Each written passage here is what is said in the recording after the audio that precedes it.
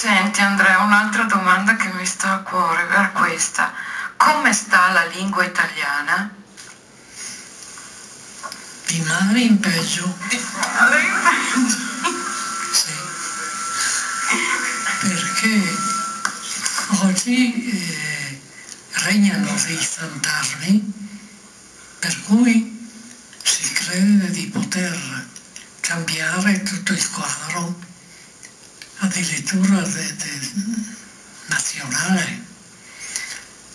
Vorrei ricordare una cosa veramente bella.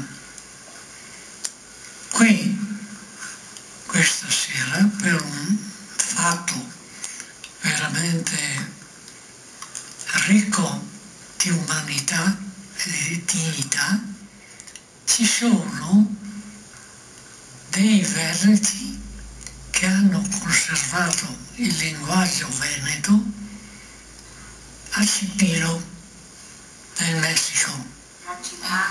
Sì, veramente io avevo già incontrato i cipileni qualche anno fa. Trovo ora in essi una vera febbre di autenticità.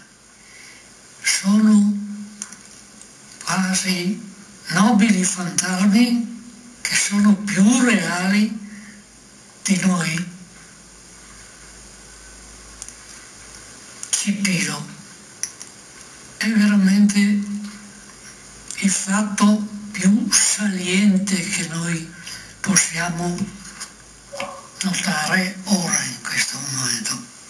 In che anni sono emigrati? In che anni sono emigrati?